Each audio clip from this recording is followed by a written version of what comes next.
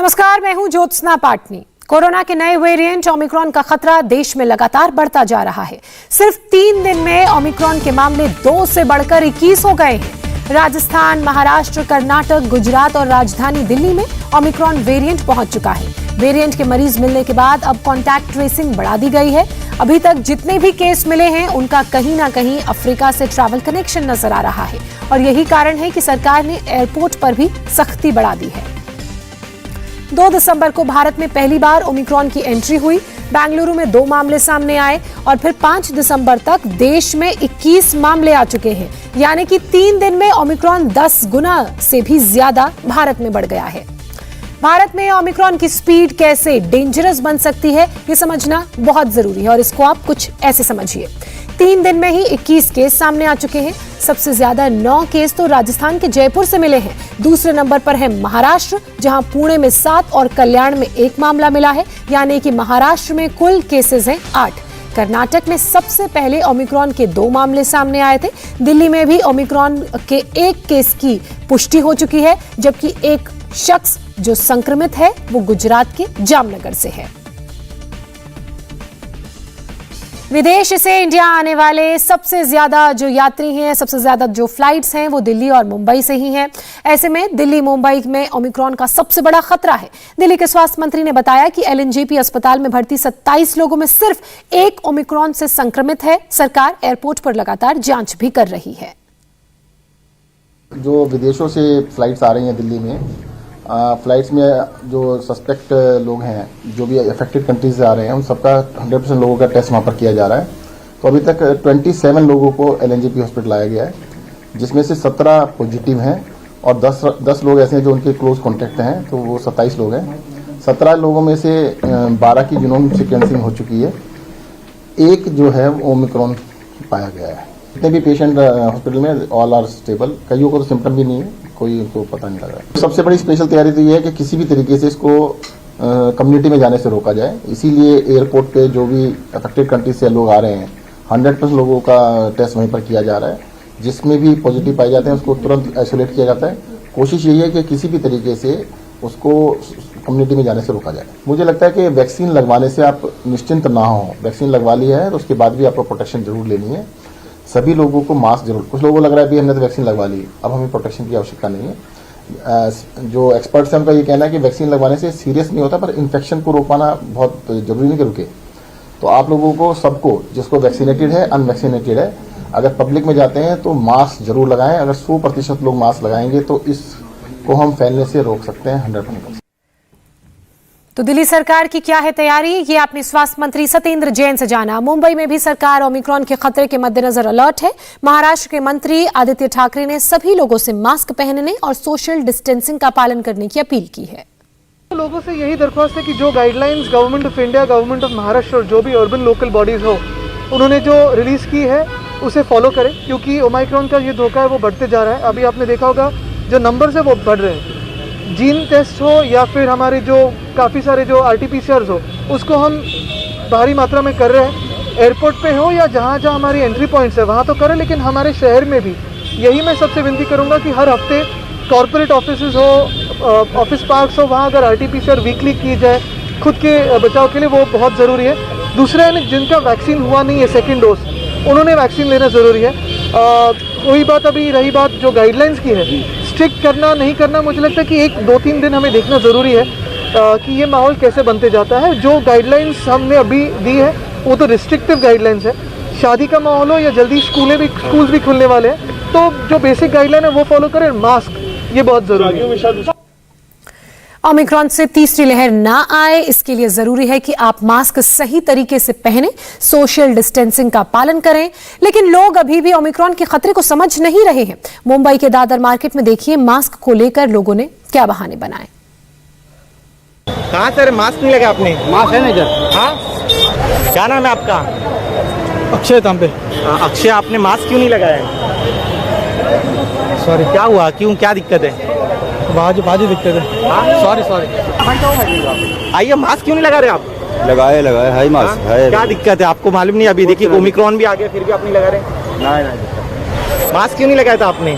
लगाया था ना, दिन भर लगा के बोझा नहीं उठता है। अच्छा, दादा आप मास्क क्यों नहीं लगा रहे हैं? आप इतनी भीड़ है यहाँ पे। बोलते वो मास्क नीचे आ जाता है ना। क्योंकि ओमिक्रॉन आ गया है, आपको डर नहीं लगता उसको लेके? अरे हाँ यार, पर तो मास्क तो बोलते हुए सब बाजार तो खरीदी करते। एक है, एक है। ओमिक्रॉन आ गया है। हाँ, मैं उनके साथ बात कर रही थी ना, इसलिए। ओमिक्रॉन को लेकर एयरपोर्ट पर सख्ती है, लेकिन खतरा हर उस जगह पर है जहां लोगों की भीड़ जमा होती है। अहमदाबाद में अब रेलवे स्टेशन पर भी रैंडम टेस्टिंग हो रही है। निर्णय कपूर ने एक रिपोर्ट भेजी है, देखिए। अब गुजरात में भी ओमिक्रॉन वेरिएंट के मामले सामने आने के बाद हर जगह सतर्कता बढ़ा दी गई है।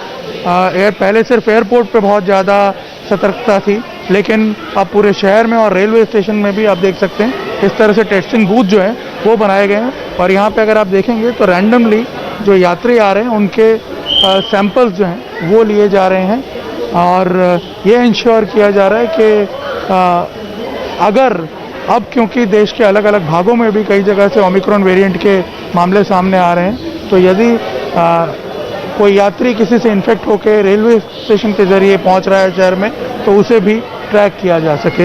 यहाँ अहमदाबाद रेलवे स्टेशन पर 4 बूथ अलग अलग जगह पे इस तरह के बनाए हुए हैं, और इसके अलावा शहर में करीब 50 जगह पर टेस्टिंग बूथ जो हैं वो बनाए हुए हैं, और उसके ज़रिए ये रैंडम टेस्टिंग की जा रही है। आपको बता दें कि इस वक्त गुजरात में टेस्टिंग जो है उसको रैपिडली बढ़ा भी दिया गया है, काफ़ी तेज़ किया गया है टेस्टिंग को। करीब 65 से 70 हज़ार सैंपल डेली लिए जा रहे हैं। हालांकि अच्छी खबर ये है कि अभी जो है इन टेस्ट्स में पॉजिटिविटी का रेट काफ़ी कम है, ये एक साइन ऑफ रिलीफ है। लेकिन जिस तरह से ओमिक्रॉन वेरिएंट के फैलने की जो इंटेंसिटी के बारे में पता चला है कि काफ़ी कंटेजियस वायरस है, ऐसे में हर तरह से लोगों की स्क्रीनिंग की जा रही है, टेस्टिंग की जा रही है, और जो टेस्टिंग है उसको बढ़ा भी दिया गया है शहर में भी, और जो एंट्री पॉइंट्स हैं शहर के, गुजरात के बड़े बड़े शहरों में, उनको भी, और साथ ही जो पॉजिटिव आ रहे हैं लोग उनकी जीनोम सीक्वेंसिंग भी करवाई जा रही है। कैमरामैन अमित राठौड़ के साथ निर्णय कपूर, इंडिया टीवी, अहमदाबाद। अहमदाबाद से आपने निर्णय कपूर की रिपोर्ट देखी, जहां रेलवे स्टेशन पर टेस्टिंग हो रही है। पटना में एयरपोर्ट पर जो लोग आ रहे हैं उनका एंटीजन टेस्ट हो रहा है। नीतीश चंद्र ने इस पर एक रिपोर्ट भेजी है। देश में कोरोना के नए वेरिएंट के दस्तक देने के बाद पटना एयरपोर्ट पर भी सख्ती बढ़ा दी गई है, और जो भी यात्री यहां पर आ रहे हैं उन सबों की थर्मल स्क्रीनिंग हो रही है, उनका टेस्ट किया जा रहा है। आप देखिए जो विदेश से आए हुए यात्री हैं उन सबों को यहाँ पर रोका गया है, और यहाँ पर सबों की टेस्टिंग हो रही है। ये रैपिड टेस्ट इनका हो रहा है, और यदि ये पॉजिटिव पाए जाते हैं तो फिर जीनोम सीक्वेंसिंग टेस्ट के लिए पटना के IGIMS अस्पताल में सैंपल भेजा जाएगा। इसके अलावा ये भी देखा जा रहा है कि वैक्सीन की दोनों डोज लोगों ने ले रखी है या नहीं ले रखी है। हमारे पास जो भी विदेश से आ रहे हैं उनके लिए सरकार के तरफ से है कि उनका अगर वो वैक्सीनेटेड नहीं है और 72 घंटे का RT-PCR उनके पास अगर रिपोर्ट है देन ठीक है, नहीं तो फिर उनका हम RT-PCR टेस्ट कर रहे हैं और फिर वो लैब में हम भेज रहे हैं। ये हमारे पर यहाँ पर। आप लोग कहाँ से आई हैं अभी? चेन्नई से है। आप लोगों ने वैक्सीन ले रखा है? हाँ, फर्स्ट से ले लिया। दोनों डोज? हाँ। अभी आप लोग कहाँ जाएंगी? पटना में ही रहना है आप? नहीं, गुवाहाटी जा रहे हैं।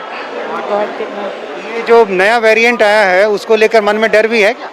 नहीं, क्यों डरेगा? लगता है। तो जो बाहर से लोग आ रहे हैं, खासतौर से जो विदेश से लोग आ रहे हैं, उन पर विशेष नज़र रखी जा रही है, लेकिन जो डोमेस्टिक फ्लाइट से भी लोग आ रहे हैं उनसे भी पूछताछ की जा रही है। ये देखा जा रहा है कि उन्होंने वैक्सीन लिया या नहीं लिया है, या फिर पिछले 72 घंटे का RT-PCR रिपोर्ट उनके पास है या नहीं है। यदि उनके पास ऐसी कोई रिपोर्ट नहीं है और वैक्सीन भी नहीं लिया है तो फिर यहीं पर उनका टेस्ट कराया जा रहा है। कैमरामैन विनोद कुमार के साथ नीतीश चंद्र, इंडिया टीवी, पटना। किसी शख्स में ओमिक्रॉन की पुष्टि उसके सैंपल की जीनोम सीक्वेंसिंग के बाद होती है। कैसे लैब में जीनोम टेस्टिंग की जाती है, हमारे संवाददाता जयप्रकाश सिंह से सीधे लैब से उन्होंने एक रिपोर्ट भेजी है, आइए देखते हैं। मुंबई के कस्तूरबा अस्पताल में हम मौजूद हैं और कस्तूरबा अस्पताल के इस जीनोम सीक्वेंसिंग लैब में लगातार जो परख नली है उसमें अलग अलग सैंपल्स आने शुरू हो गए हैं। लोड इस कस्तूरबा अस्पताल के जीनोम सीक्वेंसिंग लैब का लगातार बढ़ता जा रहा है। हम यहाँ इस जीनोम सीक्वेंसिंग के लैब के अंदर चलते हैं जहाँ पर डॉक्टरों की टीम मौजूद है। ये जीनोम सीक्वेंसिंग का बीएमसी का लैब है और इस लैब के अंदर लगातार जो सैंपल्स हैं वो बढ़ते चले जा रहे हैं। जो विदेशी जो ट्रैवलर्स हैं, जो विदेशी यात्री हैं, उनके कोविड को टेस्ट किया जाता है जब वो यहाँ उतरते हैं मुंबई के इंटरनेशनल एयरपोर्ट पर, और अगर वो पॉजिटिव आते हैं तो उनकी पॉजिटिव रिपोर्ट किस वेरिएंट की है वो चेक करने के लिए इस जीनोम सीक्वेंसिंग लैब में उनके सैंपल को भेजा जाता है। और मुंबई के साथ साथ एमएमआर यानी कि नवी मुंबई, ठाणे, वसई, विरार, मीरा रोड, इन तमाम अस्पतालों के जो कोविड अस्पताल हैं, जो कोविड जिला चिकित्सा केंद्र हैं, इनके सैंपल्स जो पॉजिटिव मरीज हैं वो यहाँ पर भेजे जा रहे हैं। अब तक 8 मरीज में ओमिक्रॉन पाया गया है। इस बारे में हम यहाँ के जो अस्पताल के जो डॉक्टर हैं जीनोम सीक्वेंसिंग लैब के, उनसे बात करते हैं। मैम, सबसे पहले आप ये बताएं कि ये लगातार जो प्रेशर है वो अब बढ़ रहा है जब से ओमिक्रॉन आया है? जी, प्रेशर तो बढ़ रहा है बिकॉज हमें पता करना है कि हमारे यहाँ पे जो इंटरनेशनल ट्रैवलर्स आ रहे हैं उसमें से कितने लोगों में ओमिक्रॉन है, तो उसके हिसाब से हमको जो मेजर्स लेने, कंट्रोल मेजर्स, वो ले पाएंगे। तो प्रेशर तो डेफिनेटली बढ़ रहा है। किस तरीके का प्रेशर बढ़ा है और कैसे हम लोग इसको टैकल कर रहे हैं? कितनी हमारी टीम है और जीनोम सीक्वेंसिंग लैब में कितनी मशीनें हैं, कितना समय लग रहा है? अभी क्या हो रहा है कि जितने भी इंटरनेशनल ट्रैवलर्स आ रहे हैं, specially from high risk countries and other countries, उनका सबका आरटीपीसीआर टेस्ट होता है। उसमें से जितने भी सैंपल्स पॉजिटिव आते हैं वो सब सैंपल्स जीनोम सीक्वेंसिंग के लिए भेजे जा रहे हैं। और ये जो जीनोम सीक्वेंसिंग लैब है, हमारी जो मशीन है, हमारे पास जो 2 बड़ी मशीन है, वो at a time 376 samples process कर पाती है। और साहब 8 मरीज हैं जिनमें ओमिक्रॉन पाया गया है, साउथ अफ्रीका से और नाइजीरिया और बाकी कंट्रीज से जो भारत आए हैं, मुंबई एयरपोर्ट उतरे हैं। लगातार जो पॉजिटिव मरीज आ रहे हैं कोविड के, उनके सैंपल्स को इसी लैब में भेजा जा रहा है। कितना समय लेती है लैब? ये पूरा प्रोसेस एक बार आप बता दें। जी, होल जीनोम सीक्वेंसिंग की जो सैंपल्स आ रहे हैं अप्रॉक्सीमेटली 5 डेज लगता है।